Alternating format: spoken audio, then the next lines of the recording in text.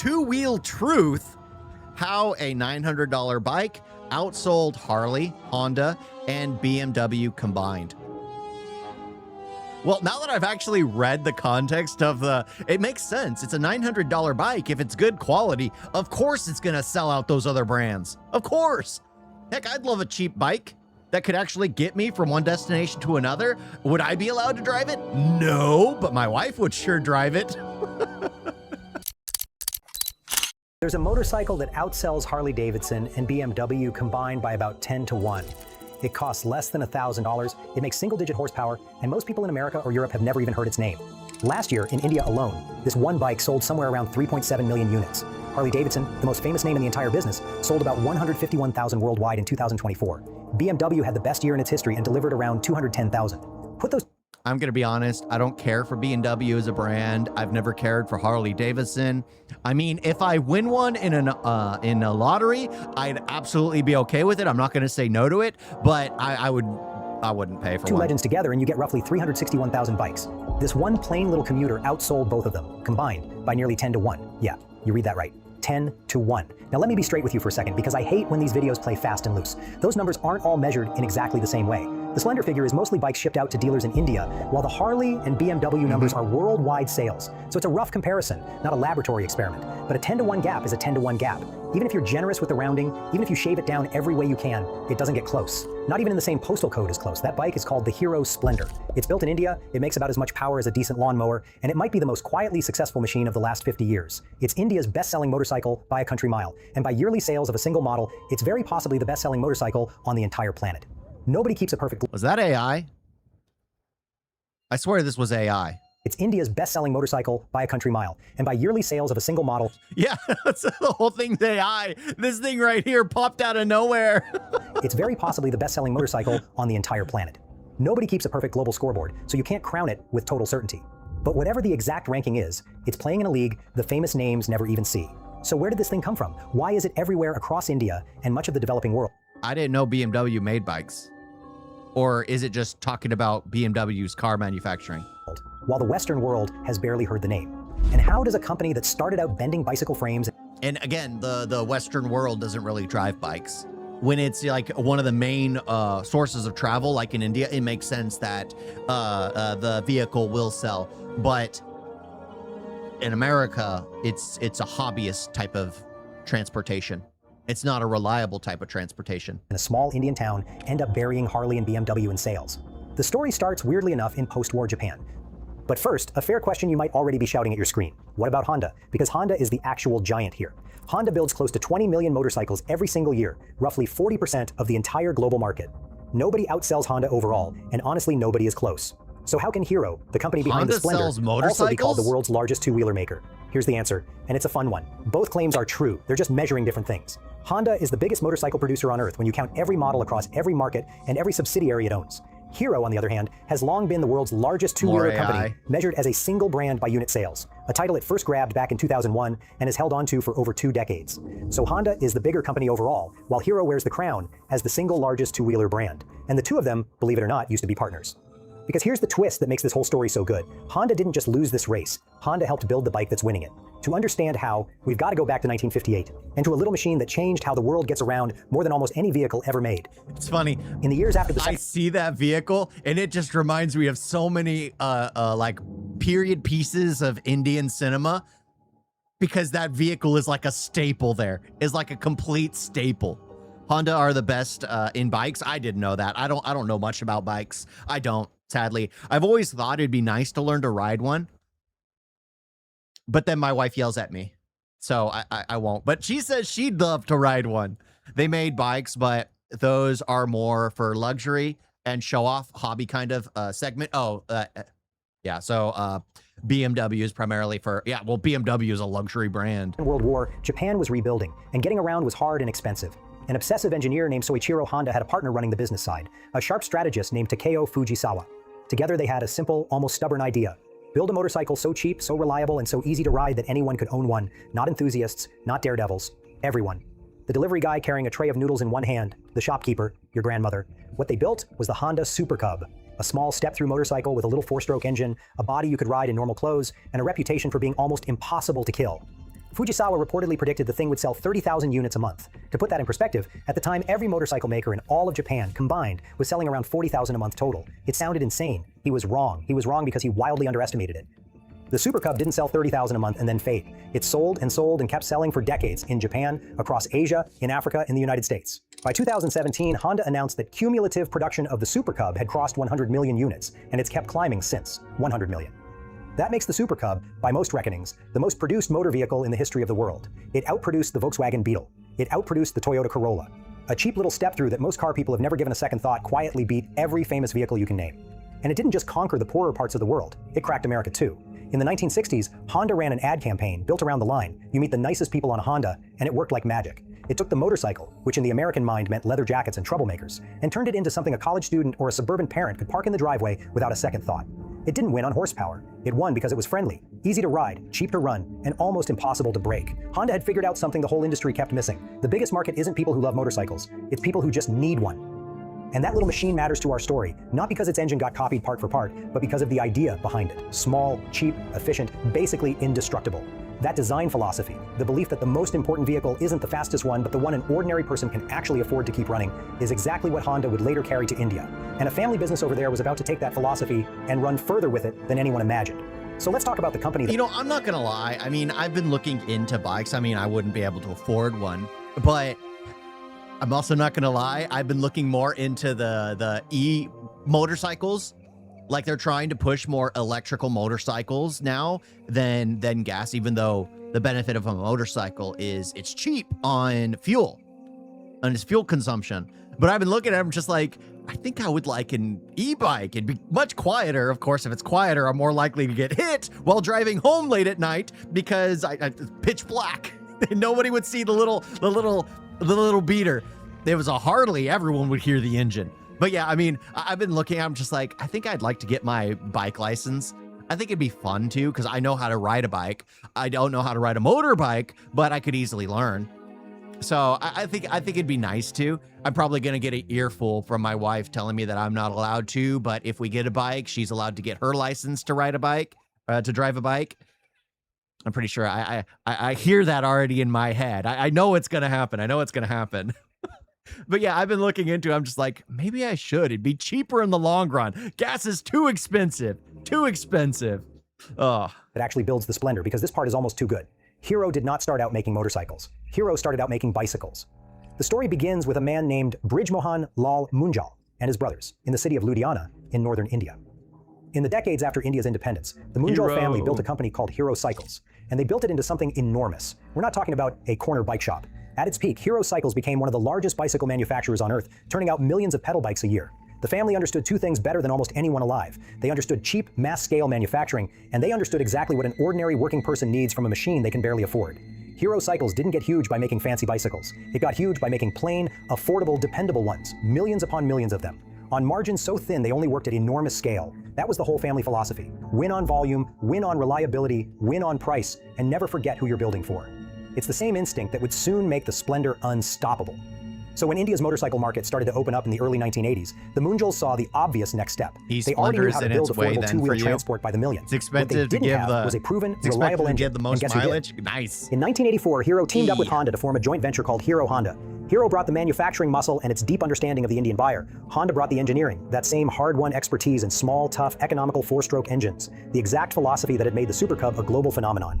It was a perfect marriage: Indian scale, Japanese reliability. Their first big hit landed in 1985, a bike called the CD100, and it came with a slogan that basically explains this entire video in 4 words: fill it, shut it, forget it.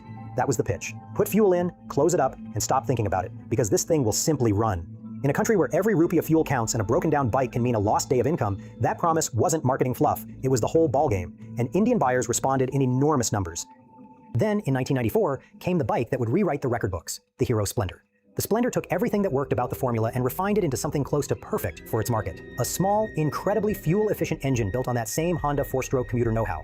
Lightweight, simple mechanics. A price ordinary families could actually reach. It wasn't fast, it wasn't flashy, it didn't try to be. It just did the one job it was built for better than anything else on the road, and it did it for years without complaint. Within a few years, the Splendor wasn't just a popular motorcycle in India, it was the motorcycle, the default, the one parked outside every shop, ridden down every village road, carrying households to weddings and markets and hospitals. And this is the part engineers find almost heretical. That little engine at the heart of the Splendor has barely changed in shape for decades. In an industry obsessed with more power, more electronics, more everything, Hero mostly left it alone. Why? Because it worked. Every year they left it basically untouched was another year the factories got better at building it, another year mechanics got more familiar with it, another year the reliability got a little more bulletproof. While premium brands chased the next spec sheet, the Splendor won by refusing to fix what wasn't broken. Being boring on purpose turned out to be one of the smartest decisions Hero ever made. Real quick, before we get into why this thing became unstoppable, if you are enjoying the story, do me a favor and hit that subscribe button. I dig up stuff like this every week, the machines and companies quietly running the world that nobody talks about. Okay, back to it. Because in 2010, this partnership hit a plot twist. After more than 25 years together, Hero and Honda decided to end the marriage. The two sides announced the split late in 2010 and completed it through 2011 when the Munjal family bought out Honda's stake and renamed the whole company Hero MotoCorp. New name, new logo, no more Honda on the tank. A lot of people assumed that without the Honda badge, the Indian company was in real trouble. Now, to be fair, they did not cut Honda off cold. Honda kept providing technical support under a transitional deal, with Hero paying royalties for a few more years while it built up its own engineering muscle. But here's what everyone got wrong about the bigger picture. The Splendor did not stumble. Its reputation did not live in the Honda logo. It lived in the bike itself. People did not buy a Splendor for the badge. They bought it because their father rode one, and it never let him down, and now they wanted one too. Hero kept refining the Splendor, kept it cheap, kept it reliable, and it just kept selling, year after year after year. And the scale is genuinely hard to wrap your head around. In 2021, Hero announced it had produced 100 million two-wheelers in total. By September of 2025, that number had climbed past 125 million machines produced, making Hero the first Indian company ever to reach that milestone. And the Splendor has been the beating heart of that empire the whole way through. To give you a sense of that scale, Hero sells close to 6 million two-wheelers a year. That means this one company builds roughly a full year's worth of Harley-Davidsons about every 10 days. Sit with that for a second. The entire annual output of the most iconic motorcycle brand in the world is something Hero knocks out in a week and a half without breaking a sweat. So now we get to the real question, the one that actually matters. Why? Why does a plain little commuter bike outsell some of the most beloved, most advanced motorcycles ever built? And the answer is where this story stops being a fun fact and starts being genuinely fascinating, because it comes down to one idea a lot of us in the West have never had to think about. In much of North America and Northern Europe, a motorcycle is mostly a recreational thing, a hobby, a weekend thing, a midlife thing, a freedom of the open road thing. In India and across a lot of the developing world, a far bigger share of motorcycles are bought as pure everyday transportation, not a toy, the machine that runs your whole life.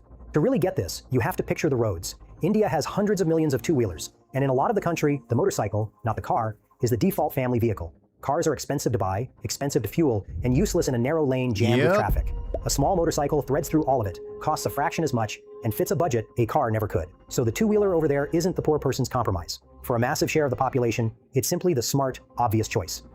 Start with the money that goes in. The Splendor is famous for sipping fuel. In the real world, owners commonly report somewhere between 55 and 75 kilometers on a single liter of petrol, and the official test figures land right around 70. To translate that for anyone raised on miles per gallon, we're talking roughly 130 to 175 miles per gallon. A car gets nowhere near that.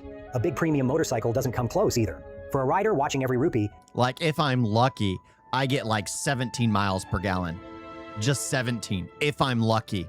That efficiency isn't a nice bonus. It's the difference between the bike At paying one for point, itself a and the bike motorbike being a means burden. Hero Honda. Then there's what happens when I something goes wrong, which is maybe the most underrated superpower this bike has. The Splendor is simple. It's got modern touches now, fuel injection, emissions gear, even digital displays on the fancier versions, so it's not some purely mechanical antique. But by the standards of a modern premium motorcycle stuffed with ride-by-wire throttles and traction control and a dozen sensors, it's beautifully, deliberately basic.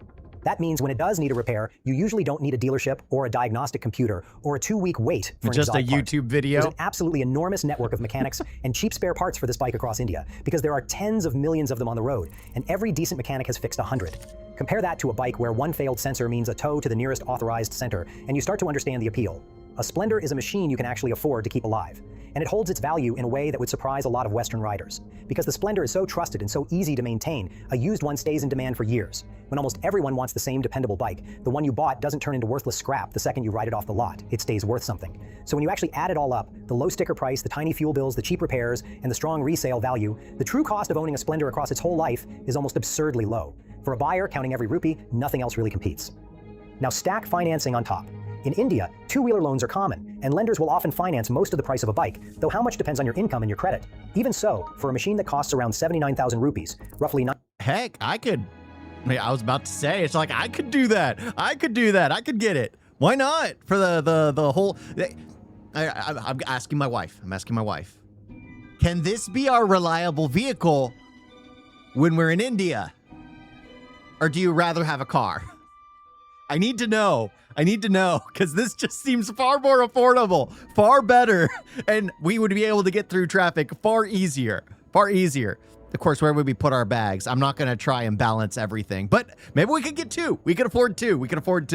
$900 back in 2025, the monthly payments can come down to just a couple thousand rupees. That opens the door for millions of people on modest, sometimes informal incomes to own a motorcycle at all. And a huge chunk of that demand comes from rural India, where more than half of the country's two-wheeler sales happen, and where cheap, efficient commuters like the Splendor absolutely dominate.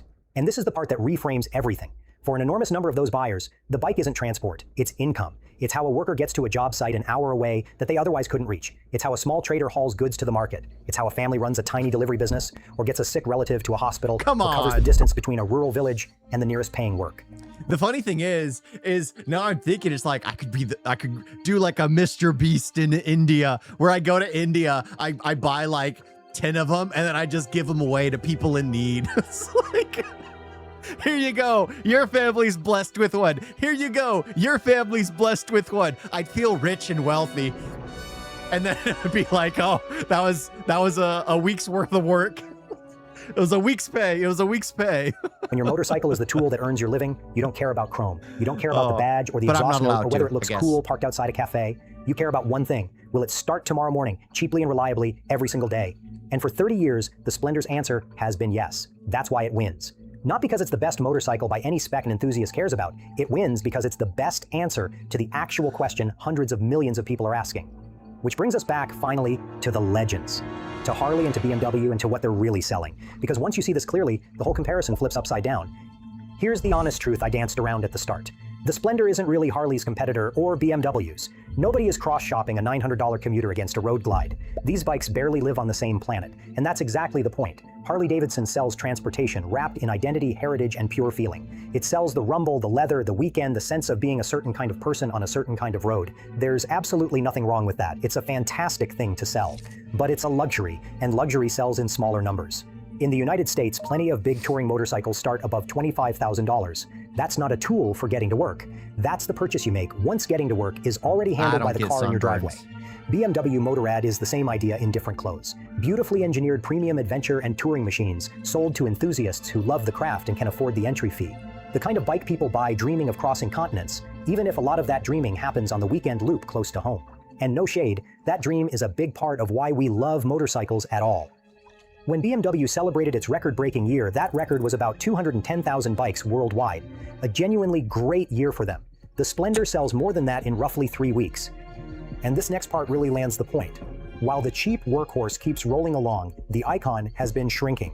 Harley-Davidson sales have fallen for several years running, from around 178,000 bikes in 2022. Because people can't afford them, that's just it. It was a hobbyist vehicle, and the thing is, people can't afford the hobby. Like, if they had it, they'd be driving it, but people can't afford it anymore. Like me, I've been actually, like I was saying, I've been thinking it'd be better for me, more cost effective for me to drive a bike up to work than it is to spend $200 a week in gas alone, when I could literally just drive up for an entire month on one tank of fuel in a bike. But yeah, that I'm not allowed to. I'm not allowed to. But who knows? Maybe if I sit on a bike, my wife will rethink and be like, you know what? Maybe it'd be nice to. Maybe it'd be nice to. What Mr. Beast does is just disheartening and does more harm than it helps. It teaches poor to accept something from others. Not Mr. Beast, but the idea of giving away something for free. Yeah. That's how we started. down to about 162,000 the next year, to roughly 151,000 in 2024, and down again to about 132,000 in 2025. Yeah, it's too The most expensive. aspirational motorcycle brand on earth has been getting smaller for 4 years straight, and the plain little commuter from India just keeps selling in numbers those brands will never touch. A big part of Harley's problem is that its most loyal riders are getting older, and the company has spent years struggling to convince younger people to take their place. Harley keeps trying to win back a shrinking base of longtime fans. Meanwhile, the Splendor is being bought by people entering the motorcycle market for the very first time. Young workers and new riders picking up the first vehicle their family has ever. Yeah, because it's not, Harleys aren't about being sexy. It's those speed bikes that are sexy, which I think are ugly. I think a Harley Davidson, a muscle bike is, well, for me being big and tall, having the, like, I can't hunch over on those speed bikes. I just can't. I'm too big for that. I'm too big for that. But a Harley Davidson, I could fit in. Owned. So while Harley leans hard on its history, the Splendor is riding a wave of brand new customers who never cared about any of that in the first place. So which one is really winning? It depends entirely on what you think winning means. And that's the thing this whole story has been sneaking up on. Honestly, I think the Harley looks the best nicer. motorcycle is the loudest one, the fastest one, the most expensive one, the one that turns heads outside a coffee shop. That's what best looks like on a poster. But by the plainest measure there is, raw machines in real hands doing real work. None of the famous names are even in the conversation. The throne doesn't belong to the bike with the best commercial. It belongs to a sub-$1,000 workhorse with a lawnmower's worth of horsepower, built on the same humble idea that once produced the most made vehicle in history. There's something almost poetic in it. Two unglamorous machines, the Honda Super Cub and the Hero Splendor, built by people who cared more about the shopkeeper and the delivery rider than the enthusiast, quietly outselling nearly every glamorous motorcycle ever made just by being useful. They earn it every single morning when a person who can't afford to be let down turns the key and the engine catches on the first try. Now, I don't want to leave you with the wrong idea. This isn't a story about Harley or BMW failing. They're doing fine. They're just selling something completely different. They sell engineering and escape and identity, and they sell it beautifully. The Splendor sells affordable access to work, to school, to markets, to a livelihood. Those are different products for different lives, and the world has room for both. But the Splendor will probably never get a movie made about it. Hero isn't selling the kind of thing people tattoo on their arms. And that, in a strange way, is exactly why it won. It was never trying to be a legend. It was just trying to get you to work. And it turns out that's the thing the whole world actually needed. So next time you see a chrome-covered cruiser thundering down the road, remember there's a plain silver commuter halfway across the planet outselling it many times over. And yeah, informative vehicle. A lot of it was AI. I think the majority of it is AI. Like it's almost entirely AI video, put together by AI, voiced by AI, but is still somewhat informative. I did like that. Harley is in different section of bike. Closest would be Royal Enfield from India. Yeah, I've seen the Royal Enfield in India. Very, very well liked vehicle. But yeah, I like that. I do think like what's the way to say it?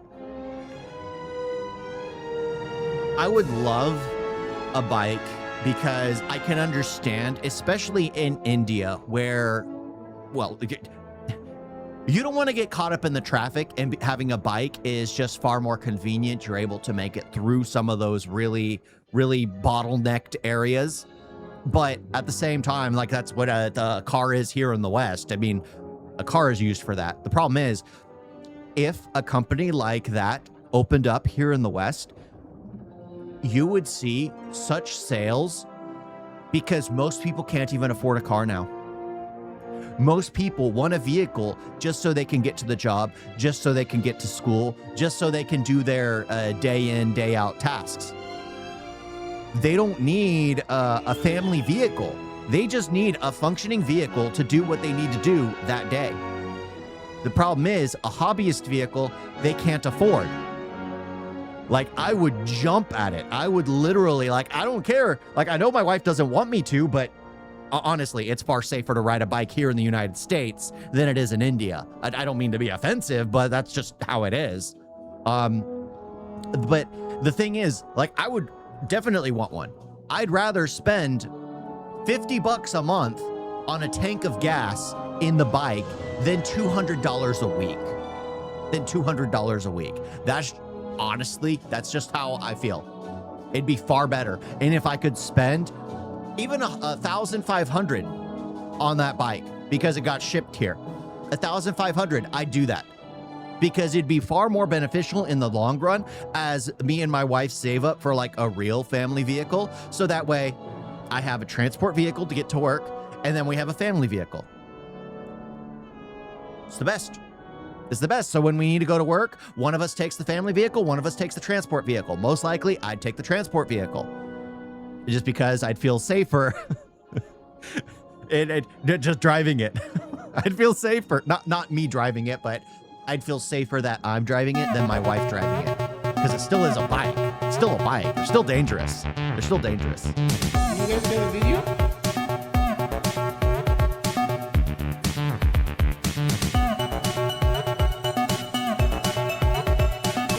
So bad. And don't forget to like and subscribe. Wait on that.